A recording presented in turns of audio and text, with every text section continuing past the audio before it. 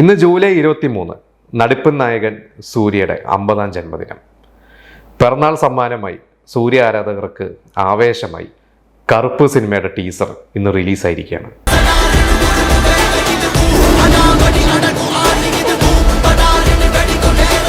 Retro സിനിമയ്ക്ക് ശേഷം സൂര്യ അഭിനയിച്ച സിനിമയാണ് കറുപ്പ്.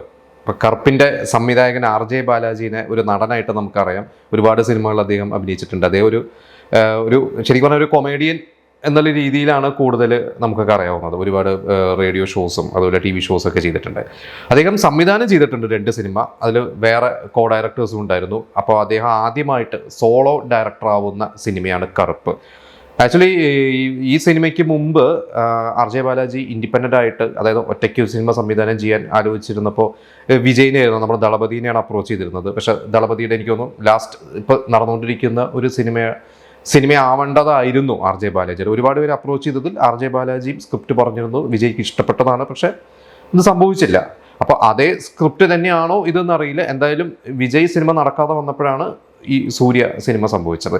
അപ്പോൾ ഇതിൻ്റെ അനൗൺസ്മെൻറ്റും കാര്യങ്ങളൊക്കെ വന്നപ്പോൾ ഒരു കോമഡി സിനിമയായിരിക്കും എന്ന രീതിയിലായിരുന്നു എല്ലാവരും വിചാരിച്ചത്. കാരണം RJ ബാലാജിയുടെ മുമ്പത്തെ സിനിമകൾ നമുക്കറിയാം, നയൻതാര വെച്ച് ചെയ്ത സിനിമയും അതിനുശേഷം സത്യരാജൊക്കെ അഭിനയിച്ച സിനിമയൊക്കെ ഉണ്ട്. അതെല്ലാം ഒരു ഫൺ സിനിമകളായിരുന്നു. പക്ഷേ ഇന്നിപ്പോൾ അതിൻ്റെ ടീസർ ഇറങ്ങി ഒരു ഔട്ട് ആൻഡ് ഔട്ട് ഒരു മസാല ആക്ഷൻ സിനിമയാണ് എന്ന് തന്നെയാണ് ആ ഒരു ടീസർ കാണുമ്പോൾ നമുക്ക് മനസ്സിലാവുന്നത്. എനിക്ക് തോന്നുന്നു കുറേ നാളായി സൂര്യനെ അങ്ങനെ കണ്ടിട്ട്. ഇപ്പം നമുക്കറിയാം സൂര്യയുടെ അടുത്ത കാലത്ത് ഇറങ്ങിയ കുറേ സിനിമകളൊന്നും അത്ര വലിയ വിജയമല്ലായിരുന്നു. കാരണം മറ്റേ കങ്കുവ പ്രതീക്ഷയോട് വന്നു, അതിനുശേഷം കാർത്തിക് സുബ്രാജിൻ്റെ റെട്രോ വന്നു. പക്ഷേ ഈ സിനിമകളെല്ലാം സൂര്യയുടെ ജോലി നന്നായി ചെയ്തു.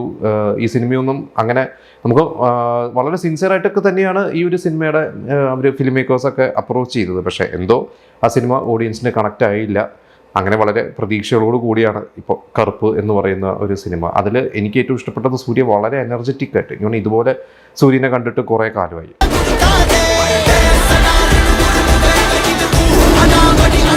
കാരണം നമ്മൾ പണ്ട് സൂര്യനെ നമ്മൾ 6 എന്ന് പറയുന്ന മൂവി, അല്ലെങ്കിൽ വെയിൽ എന്ന് പറയുന്ന മൂവി, ഇതിലൊക്കെ നമ്മൾ കണ്ടിട്ടുണ്ട് സൂര്യയുടെ ഒരു മുണ്ട കൊടുത്തിട്ടുള്ള സൂര്യ, അല്ലെങ്കിൽ ആ ഒരു മാസ് ഹീറോ ആയിട്ട്. ഇതിൽ തൃഷയാണ് നായികയായിട്ടുള്ളത്. തൃഷയും സൂര്യയും എനിക്ക് തോന്നുന്നു കുറേ നാളുകൾക്ക് ശേഷമാണ് ഒരുമിച്ച് അഭിനയിക്കുന്നത്. ഇതിനു മുമ്പ് അവർ സൂര്യയുടെ തുടക്കകാലത്തൊക്കെ മൗനം പേസ് ചെയ്തെന്നുള്ള സിനിമയിൽ തൃഷയായിരുന്നു നായിക. പിന്നെ ആയുധെഴുത്തിൽ അഭിനയിച്ചിട്ടുണ്ട്. പക്ഷെ ആയുധെഴുത്തിൽ തൃഷ അല്ലായിരുന്നു സൂര്യയുടെ പേര്. പിന്നെ 6 എന്ന് പറയുന്നത് നമുക്കറിയാം, പാക്കാതെ എന്ന് പറയുന്ന ആ ഒരു സോങ്ങൊക്കെ ഒരു കാലത്ത് ഭയങ്കര ട്രെൻഡ് സെറ്ററായിരുന്ന ഒരു പാട്ടാണ്. അവരുടെ ഒരു കോംബോ വീണ്ടും കുറേ നാളുകൾക്ക് ശേഷമാണ് വരുന്നത്. അപ്പോൾ അതിൻ്റെ ഒരു പ്രത്യേകതയുണ്ട് ഈ സിനിമയ്ക്ക്. പിന്നെ ഈ ഒരു സിനിമയുടെ മറ്റൊരു പ്രത്യേകത, ഇതിലെ കഥാപാത്രത്തിൻ്റെ പേര് ടീസറിൽ എഴുതിയിട്ടുണ്ട്, എൻ്റെ പേര് ശരവണൻ. അതായത് ശരിക്കുള്ള സൂര്യയുടെ റിയൽ ലൈഫിൽ സൂര്യയുടെ പേര് ശരവണൻ ശിവകുമാർ എന്നാണ്. സിനിമയ്ക്ക് വേണ്ടിയാണ് സൂര്യ എന്നാക്കിയത്.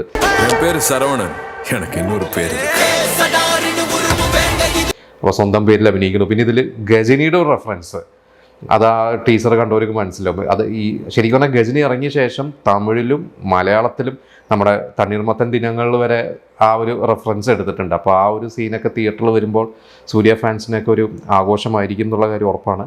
പിന്നെ ഇതിൻ്റെ മ്യൂസിക് ഡയറക്ടർ ആദ്യം എനിക്ക് തോന്നുന്നു A.R. റഹ്മാനെയാണ് പ്ലാൻ ചെയ്തിരുന്നത്. പിന്നീട് A.R. റഹ്മാൻ മാറിയ ശേഷം ഇപ്പോഴത്തെ അപ്കമിങ് അല്ലെങ്കിൽ ഇന്നത്തെ ഒരു യൂത്തിൻ്റെ ഹരമായ സായി അഭയങ്കറാണ് ഇതിൻ്റെ മ്യൂസിക് ചെയ്യുന്നത്.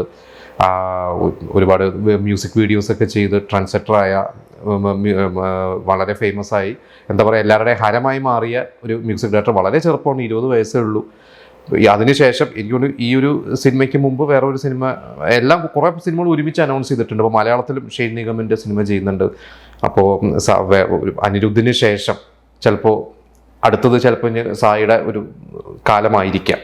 പിന്നെ ഇന്ദ്രൻ സേട്ടൻ അഭിനയിക്കുന്നുണ്ട്, സ്വാസിക അഭിനയിക്കുന്നുണ്ട്. അപ്പം മലയാളത്തിൽ നിന്നും കുറേ താരങ്ങൾ അതിൽ അഭിനയിക്കുന്നുണ്ട്. അവരുടെയൊക്കെ വേഷങ്ങൾ എന്താണെന്നുള്ളത് പുറത്തു വിട്ടില്ല. ഇപ്പോൾ ടീസറിൽ മുഴുവനും ഒരു സൂര്യയുടെ ഒരു 1 മാൻ ഷോ തന്നെയാണ് നമുക്ക് കാണാൻ പറ്റണത്. സൂര്യ ഇതിലൊരു അഡ്വക്കേറ്റാണ് ചെയ്യുന്നതെന്നാണ് അത് കണ്ടിട്ട് മനസ്സിലായത്. അപ്പോൾ 2 ഗെറ്റപ്പിൽ മുണ്ടെടുത്തിട്ടുള്ളൊരു സൂര്യയും കുറച്ചൊരു മോഡേൺ ആയിട്ടുള്ള സൂര്യയും കൂടി എന്തായാലും ഒരു ആഘോഷം തന്നെയായിരിക്കും. കാരണം ഇതിൻ്റെ അവസാനം ഫിലിം ബൈ എന്നുള്ളതിൻ്റെ പകരം feast by RJB and team എന്നാണ്. അപ്പോൾ ഒരു സദ്യ തന്നെയാണ് ഇതിൽ RJ ബാലാജി നമുക്ക് വേണ്ടി ഒരുക്കിയിരിക്കുന്നത് എന്നുള്ളതാണ് പ്രതീക്ഷ. സൂര്യ ഇതിലൂടെ തിരിച്ചു വരും, അതായത് ശക്തമായിട്ട് ഒരു ഒരു ബ്ലോക്ക് ബസ്റ്റർ കൊടുത്ത് സൂര്യ തിരിച്ചു വരും തന്നെയാണ് നമ്മൾ പ്രതീക്ഷിക്കുന്നത്. അപ്പം എന്തായാലും സൂര്യക്ക് ഹാപ്പി ബർത്ത്ഡേ.